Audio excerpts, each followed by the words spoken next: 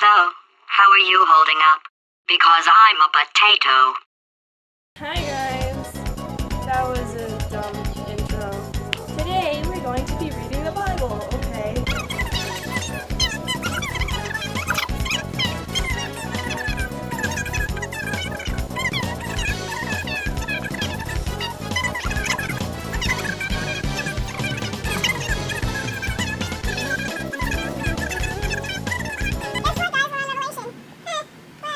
Actually, that would be boring and I don't really want to waste anyone's time.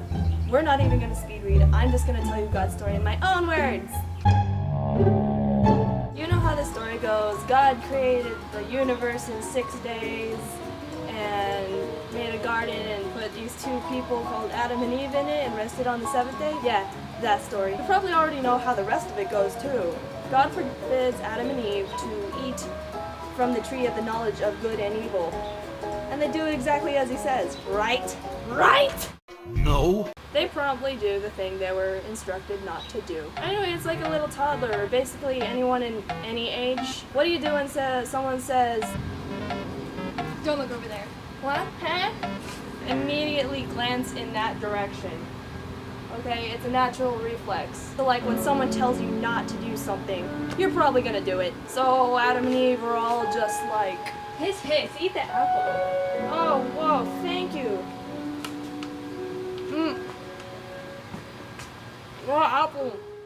It's really disgusting, actually. So now God gives them clothes and casts them out of the garden. That's actually a really strong consequence. Kids, whenever you get a spanking, be glad you're not being kicked out of the house. Anyway, the world goes on to become corrupt, and God sends a huge flood to destroy all evil. And that, my friends, physically wipes evil from the earth.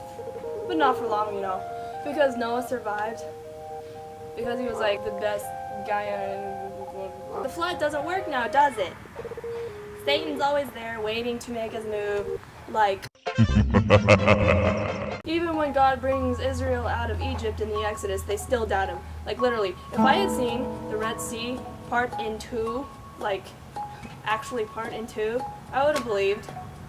What's up with the Israelites? If you don't believe that, you're dumb. But what does Israel do over the centuries?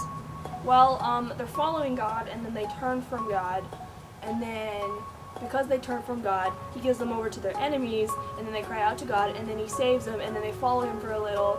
And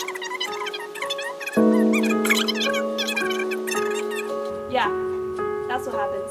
It's like that phrase where they say, do you stop believing in the sun when clouds are in the sky or something like that? Well, actually that statement is kind of an understatement. It's like saying more that air doesn't exist while you're still breathing. It's dumb, but guess what? God still loves us. Yes! And he's going to keep doing that that was dumb, cut that out. No, I'm serious. God sent his son Jesus to die for our sins so he can forgive us and we can walk with him. Yeah, ours. Well, not ours. Jesus came to earth as a human, led a perfect, sinless life, and yet still took our sins upon himself and died. He was crucified, which, by the way, that was like the worst death sentence ever. It was for the worst criminals. Thus, he spiritually wiped our sins away. Now, that doesn't mean we don't sin anymore. We have a choice that is made easier by Jesus' sacrifice. It's a gift that we can all accept. This gift is usually referred to on Christmas, which is about like 16 days away. 15. When Jesus comes back, and he will come to judge the wicked and amass the faithful. And when the faithful are by his side, we will walk beside him for eternity. It's like this.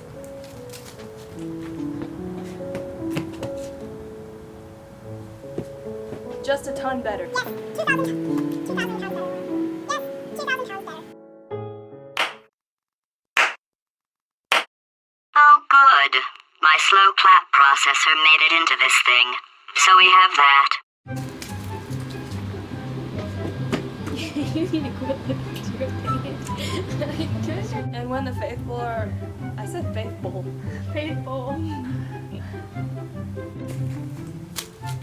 Once there was this Pegasus named John, and he met this weird guy named Fowler, And it was really funny because both of them had these purple boots on and they look really dumb.